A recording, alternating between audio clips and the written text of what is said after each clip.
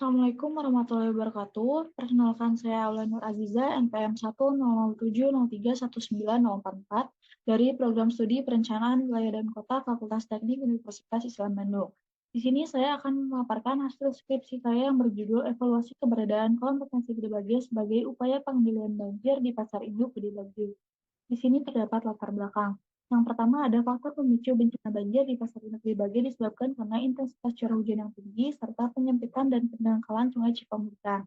Selanjutnya, pemerintah Kota Bandung telah melakukan berbagai upaya pengendalian banjir, yaitu dengan cara metode struktur secara teknis membuat kolam retensi. Kolam retensi tersebut dinamakan sebagai Kolam Retensi Gede Bage yang didirikan pada 30 Desember 2020 dengan kedalaman 3 meter, luas 2.000 meter persegi, dan volume tampungan sebesar 5.425 meter kubik. Menurut perencanaan, dengan adanya kolam retensi Gede Bage mengalami kemajuan baik dari segi kualitas maupun dari segi kuantitas karena dapat menampung serta mempercepat daya surut genangan. Menurut urgensinya, Pasar Induk Gede Bage berada pada Perda Kota Bandung Nomor 5 Tahun 2022 tentang RT/RW Kota Bandung tahun 2022 sampai 2042 yang berisikan bahwa peningkatan pengembangan Pasar Induk Gede Bage sebagai pusat pelayanan kota di wilayah Bandung Timur yang berkelanjutan yang terdapat dalam KSK PPK Gede Bage. Selanjutnya terdapat pertanyaan penelitian, yaitu bagaimana kinerja keberadaan kompetensi Gede Bage dalam reduksi genangan banjir di Pasar Induk Gede Bage. Untuk tujuan penelitiannya yaitu mengevaluasi keberadaan kompetensi Gede Bage sebagai upaya pengendalian banjir di Pasar Induk Gede Bage berdasarkan perspektif masyarakat. Untuk sasaran penelitiannya yaitu mengidentifikasi kinerja keberadaan kolam retensi Gede Bage dalam reduksi genangan banjir di Pasar Induk Gede Bage berdasarkan perspektif masyarakat. Untuk ruang lingkup wilayahnya berada pada area pelayanan kolam retensi Gede Bage yang berada pada kawasan Cinambo, kawasan Gede Bage, dan juga kawasan Penjelekan. Untuk lebih jelasnya dapat dilihat pada gambar berikut ini. Selanjutnya terdapat variabel penelitian. Di sini untuk kriterianya sendiri ada aspek fisik lingkungan yang terdiri dari 4 variabel. Variabel yang pertama ada ketinggian genangan dengan indikator yaitu diklasifikasikan ke dalam 3 kelas, yaitu kelas rendah kurang dari 20 cm, kelas sedang 20 sampai 50 cm, dan kelas tinggi lebih dari 50 cm. Untuk variabel lama genangan, indikatornya diklasifikasikan ke dalam 3 kelas, yaitu kelas rendah kurang dari 12 jam, kelas sedang 12 sampai 24 jam, dan kelas tinggi lebih dari 24 jam. Untuk variabel frekuensi genangan, indikatornya diklasifikasikan ke dalam 3 kelas, yaitu kelas rendah kurang dari 0 sampai 5 kali per bulan, kelas sedang 6 sampai 20 kali per bulan, dan kelas tinggi yaitu lebih dari 20 kali per bulan.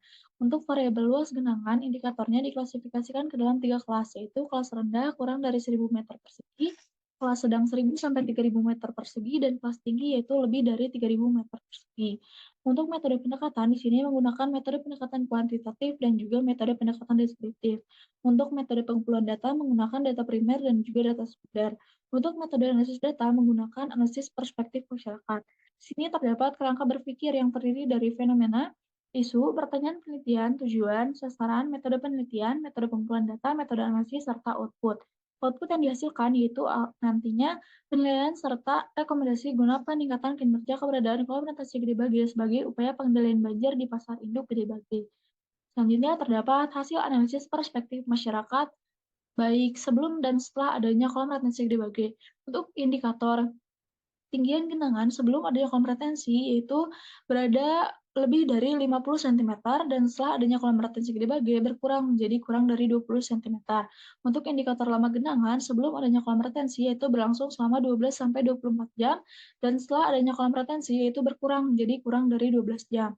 Untuk frekuensi genangan sebelum dan setelah adanya kolam retensi Gede Bage ini sama saja yaitu berlangsung selama 6 sampai 20 kali per bulan. Mengapa sama? Karena curah hujan yang ada di Pasar Induk Gede Bage ini bersifat fluktuatif tiap bulannya. Dan untuk indikator luas genangan sebelum adanya kolam retensi Gede Bage yaitu seluas lebih dari 3.000 meter persegi. Dan setelah adanya kolam retensi Gede Bage berkurang menjadi kurang dari 1.000 meter persegi. Dan untuk perbandingan titik lokasi genangan sebelum dan setelah adanya kolam retensi Gede Bage itu dapat dilihat bahwa sebelum adanya kolam retensi Gede Bage ini banjir tersebar di seluruh kelurahan yang ada di Pasar Induk Gede Bage. Dan setelah adanya kolam retensi Gede Bage, banjir hanya berada pada Kelurahan Mekar Mulia, yaitu pada RW 3 dan RW 6. Untuk lebih jelasnya, pada perbandingan titik lokasi genangan banjir dapat dilihat pada gambar berikut ini. Selanjutnya terdapat kesimpulan, yaitu dengan keberadaan kolam retensi Gede Bage, banjir masih terjadi dan memang belum sepenuhnya mampu untuk menghilangkan genangan banjir yang ada di Pasar Induk Gede Bage, karena masih adanya luapan genangan yang berasal dari Sungai Cipamulihan. Tetapi setidaknya dengan keberadaan kolam retensi Gede Bage ini dinilai bisa mengurangi titik lokasi genangan banjir dan mampu serta efektif dalam menampung sesuai kapasitas tampungan kolam retensi Gede Bage, yaitu sebesar 5.425 meter kubik serta mengalirkan genangan banjir yang ada di Pasar Induk Gede Bage.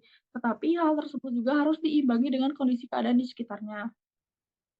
Maka dari itu, untuk menjaga fungsi kolam retensi Gede Bage dapat didukung dengan adanya peningkatan kondisi lingkungan terkait keberadaan kolam retensi Gede Bage melalui sarana dan prasarana pendukung lainnya sebagai upaya pengendalian bencana banjir. Sekian yang dapat saya sampaikan. Mohon maaf bila ada kesalahan. Wassalamualaikum warahmatullahi wabarakatuh.